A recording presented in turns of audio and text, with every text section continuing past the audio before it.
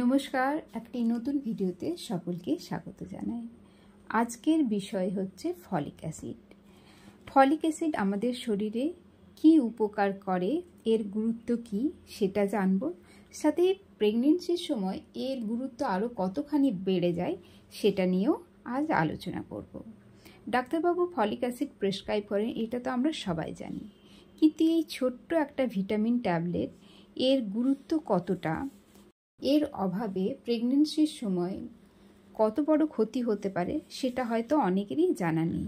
সেই নিয়েই আজ আলোচনা করি। ফলিক অ্যাসিড বা ফোলেট হলো একটি ভিটামিন B9। এই ভিটামিনটির প্রাকৃতিক রূপকে বলা হয় ফোলেট এবং এর সিনথেটিক ফর্ম অর্থাৎ মেডিসিন ফর্মটিকে বলা হয় ফলিক অ্যাসিড।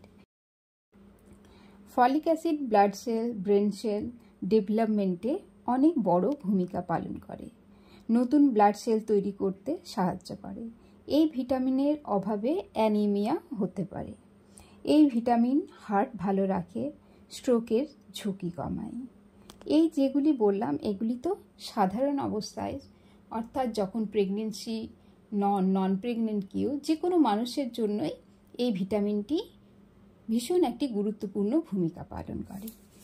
এবার আসবো আমি গর্ভাবস্থায় এই ভিটামিনের গুরুত্ব কতটা।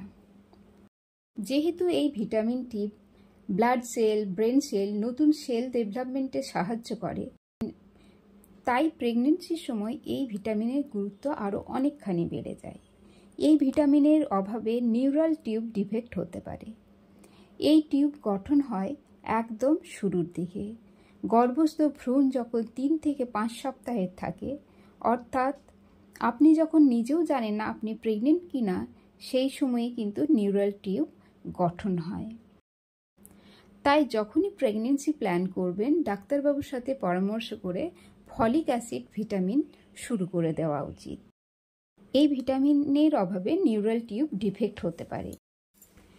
এবার বলে রাখি নিউরাল টিউব কি। নিউরাল টিউব হলো একটি চ্যানেল যেটি ফোল্ড হয় এবং তারপর ক্লোজ হয়ে যায়।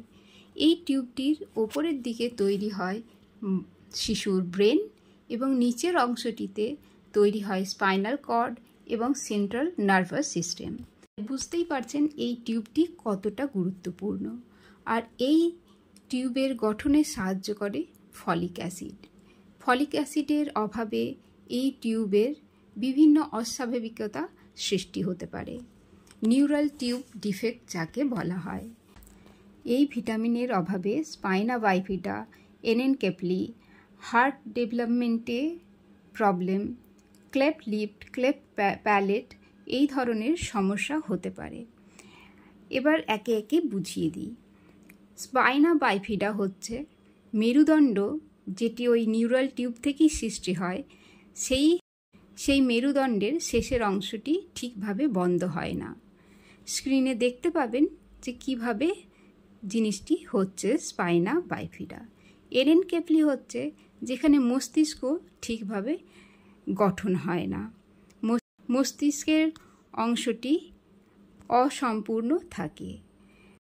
ক্লেফট লিপ অর্থাৎ ঠোঁট কাটা এবং ক্লেফট প্যালেট অর্থাৎ জিভের ওপরের তালুর অংশটি ও সম্পূর্ণভাবে তৈরি হয় না, সেখানটিও ফাঁকা থাকে।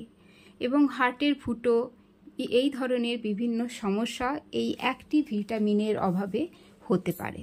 তাই বোঝাই যাচ্ছে যে এই ভিটামিনটি কতটা গুরুত্বপূর্ণ। প্রেগনেন্সি প্ল্যান করার সাথে সাথেই ডাক্তারবাবুর পরামর্শ মতো ফলিক অ্যাসিড নেওয়া খুবই জরুরি। নমস্কার, ভিডিওটি ভালো লাগলে লাইক, শেয়ার, সাবস্ক্রাইব করবেন। Thank you.